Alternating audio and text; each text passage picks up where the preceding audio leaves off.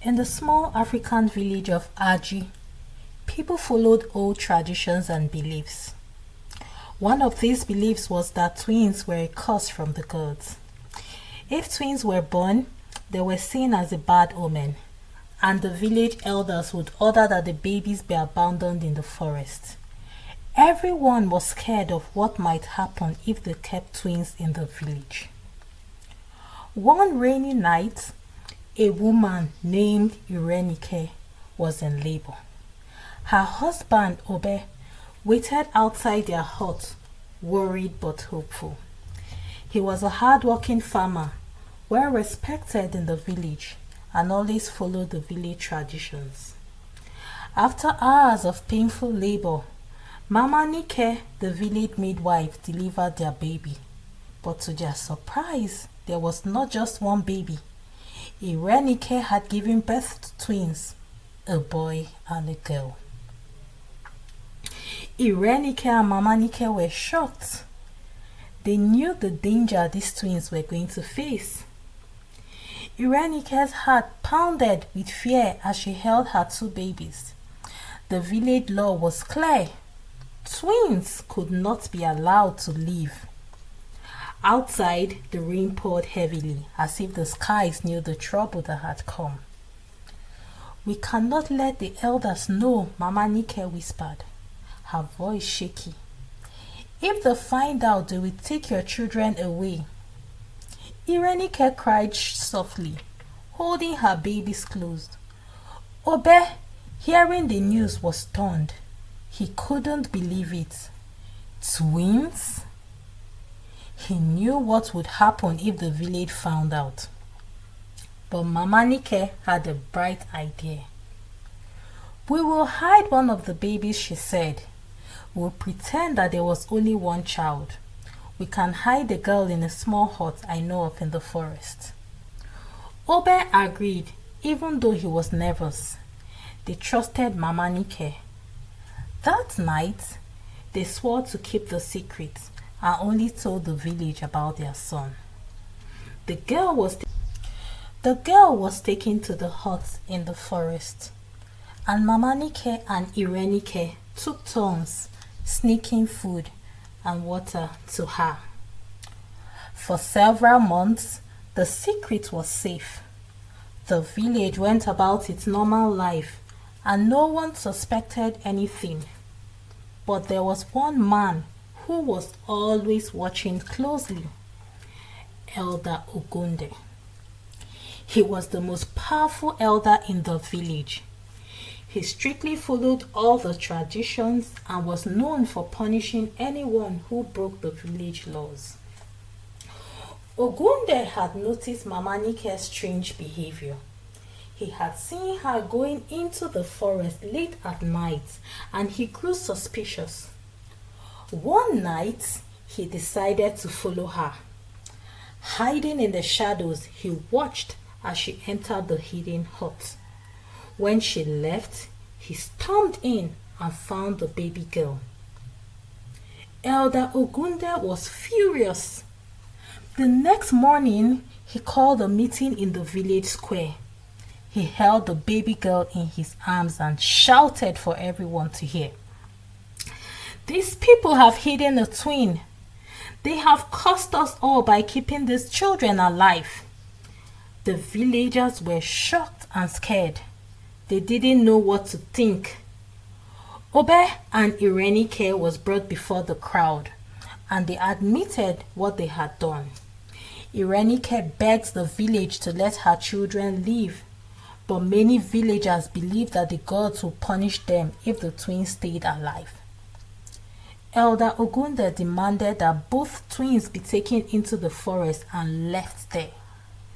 "The gods will be angry if we don't act now," he said. Just as the village elders were about to take their decision, a woman appeared at the edge of the village. Her name was Sarah, and she was the missionary from another village. She had heard about Aji's practice of killing twins and had come to try and stop it. "These children are not a curse," Sarah said calmly. "Twins are a gift, not a punishment. In other villages, people no longer believe in these old traditions, she said. Elder Ogunde scowled at her. You do not understand our ways, he said. The gods will curse us if we let these twins live. But Sarah stood her grounds. She explained that in other villages, people had stopped killing twins and nothing bad had happened to them. She shared stories about how twins were celebrated and seen as blessings in many places. She also told them that the fear of twins was based on old beliefs that were no longer true. The villagers began to listen. Some of them were still afraid, but others started to doubt the old ways. Could it be that they had been wrong all this time? Elder Ogunde, angry and determined to hold on to his power, refused to accept Sarah's words. If the gods are truly not angry, then they will show us a sign, he said. Let the heavens speak. The villagers looked up at the sky, waiting for something to happen. The air was still and quiet. Then a soft rain began to fall, gentle and peaceful. It wasn't a storm of anger, but a calm, refreshing rain. The villagers began to whisper amongst themselves. Was this a sign from the gods? Was this rain a message of peace? Obe and Irenike spoke to the crowd, begging them to give them their twins and to give the twins a second chance to live. They told the elders how much love and joy their children had brought into their lives. Slowly, the people began to change their minds. Elder Ogunde, realizing that he was losing control, tried to take the twins from Obe and Irenike by force. But the villagers, now emboldened by Sarah's words, stood in his way. They were no longer afraid. Together, they overpowered Ogunde and removed him from his position as an elder. The elders, seeing the change in the villagers, announced that the killing of twins would stop. No longer would twins be seen as a curse in the village of Aji. Sarah stayed in the village for a while, teaching the people about the new ways of thinking. She helped them understand that all children, twins or not, were precious and should be protected. Over time, the fear of twins disappeared and the village moved forward, stronger than ever. As for Elder Ogunde, he left the village that night, never to be seen again. Some said he wandered into the wilderness, while others believed that the gods had finally claimed him.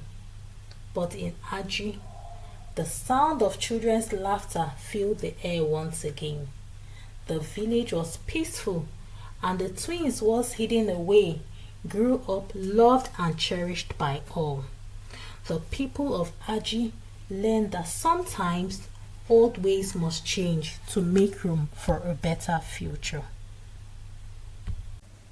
Thank you, my dear friends, for watching this video. I hope you enjoyed it. Please like, comment and share, and tell me in the comment section what part of the story was most interesting for you. Also, I'd like to know what lessons you learned from the story. Thanks, till I come your way again next time. Bye.